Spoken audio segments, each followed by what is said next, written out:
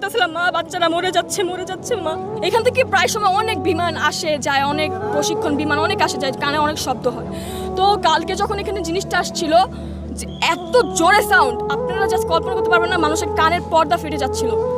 জিনিসটা আমি জাস্ট 5 সেকেন্ডের মধ্যে দেখি এখানে এসে পড়ছে। আমি জাস্ট বুঝতেছিলাম না যে আমার কলেজটায় হচ্ছে কি। হঠাৎ করে দেখি বাচ্চাদের কলেজটা ফেটে, আগুন ফেটে এই উপরে উঠে আসছে। আমি বলতেছি এখানে তো অনেক বাচ্চারা আছে। আমি দৌড় দিয়ে এখানে আসতেছিলাম আর আমার মাকে বলতেছিলাম মা বাচ্চারা মরে যাচ্ছে মা। আমি এখানে এসে দেখি কিছু কিছু বাচ্চার পাটা ছড়ায় আছে, কিছু কিছু বাচ্চা মোরা দেহ ছড়ায় আছে অর্ধেক। আপনারা কি তাদের বাঁচায় আনতে পারবেন? তারা কি আর জীবনে তাদের মা বাবার কোলে আসতে পারবে? আপনারা বলেন। আমাদের একটা সময় ছুটি হয়, মনে করেন 12:40 বা 50-এর দিকে এখানে হয়তো এই ধ্বংসটা হয়েছে। তো আমি যখন সামনের দিকে আসি, অনেক বাচ্চাদের মরদেহ আমি সবসময় ফোনে দেখছি, খবরে দেখছি। আমি কখনো কল্পনা করি না যে চোখের সামনে আমাকে এইগুলো দেখতে হবে। দেখতেছিলাম বাচ্চারা নিচের শরীর চামড়া পুড়ে যাচ্ছে, সেই অবস্থায় হাঁটতেছে, জানের ভিক্ষা করতেছে, আমাকে কেউ বাঁচাও। সেই অবস্থায় বাচ্চারা হাঁটতেছে। বুঝেন আপনারা? কেউ বলতে পারবেন? বড়রা যখন মারা যায়, হ্যাঁ ওইটা একটু হলেও কম কষ্ট লাগে, কিন্তু ছোট ছোট যে বাচ্চারা মারা গেছে। কিন্তু আপনারাও জানেন যে বিমান যে ধ্বংস হয়েছে তার ভিতরে কত ধরনের ইঞ্জিন থাকে, কত কেমিক্যাল বা অনেক পুরাতন প্লাস কত ধরনের ইঞ্জিন বা কত কিছু থাকে, আপনারাও জানেন, তাই না?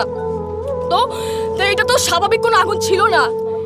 এইটা যে ধ্বংস হয়ে যে এখানে পড়ছে এটা স্বাভাবিক ছিল না। এইটা চারদিকে ছড়ে পড়ছে। সেই মুহূর্তে স্টুডেন্টদের ছুটি ছিল, তারা বাসা যাচ্ছিল। এই যে আমাদের যে রাস্তাটা দেখতে পাচ্ছেন, এখানে স্টুডেন্টরা তারা প্রায় হেঁটে হেঁটে যাচ্ছে। কে বা বুঝতে পারছিল জিনিসটা কি আস্তে আস্তে হয়েছিল? সাথে 2 মিনিট আগেও যেখানে বাচ্চারা ভাবছিল যে আমি বাসায় যাবো, আম্মুর সাথে দেখা করবো বা আব্বুর সাথে দেখা করবো, বাসায় যাবো, আমার পড়া আছে বা এরকম কিছু, সেই মুহূর্তে 2টা সেকেন্ডও লাগে নাই বাচ্চাদের জানগুলো যেতে।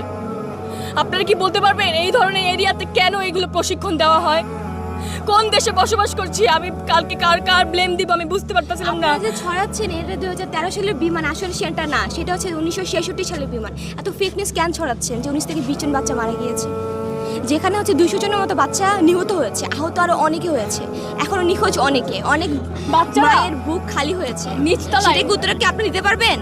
যে বলছেন যে আমরা স্বাধীন বাংলাদেশ করেছি, সেই 2024 সালে 5ই আগস্ট আমরা স্বাধীন হয়েছি, আমরা কি এটার জন্য আন্দোলন করেছিলাম যে যেখানে বাচ্চাদের সেফটি? সরকার চেঞ্জ হয়েছিল এগুলোর জন্য। আমরা বলতে পারবেন সরকার কেন চেঞ্জ হয়েছে? তারা এত আধুনিক বাংলাদেশ তৈরি করতেছে। দাবি এই যে এই এত পুরানা বিমান দিয়া কেন এই ট্রেনিংগুলি করা, আর এই ট্রেনিংগুলি কেন এইসব জায়গা আনে? বাইরে এরিয়া আছে, দিনাজপুর আছে, পঞ্চগড় আছে, চিটাগাং আছে, এইসব জায়গা করাইতে পারে। এইসব জায়গা বাচ্চাদের উপরে কেন করলো এই জিনিসগুলি? মর্মান্তিক ঘটনা। আমার কান্দন, আমার চোখের পানি কালকে আমি তৈরি রাখতে পারি না। যে মা বাপের কাছে বাচ্চা বলে আসছে যে আম্মু আমি স্কুলে যাচ্ছি, দুপুরে আমি এই জিনিসটা খাবো, সেই জিনিসটা আমি খাইতে পারি নাই। আর এই বাচ্চা মিলিটারির ভিতরে এই বিমান এইভাবে পইরা বাচ্চাগুলি ধ্বংস হয়ে গেছে। কারো সর নাই, কারো এই প্যান্ট পুইরা যে চামড়ার সাথে লাগিয়া রয়েছে। এইসব ঘটনা চোখের সামনে কে ধৈর্য থাকতে পারবে? আর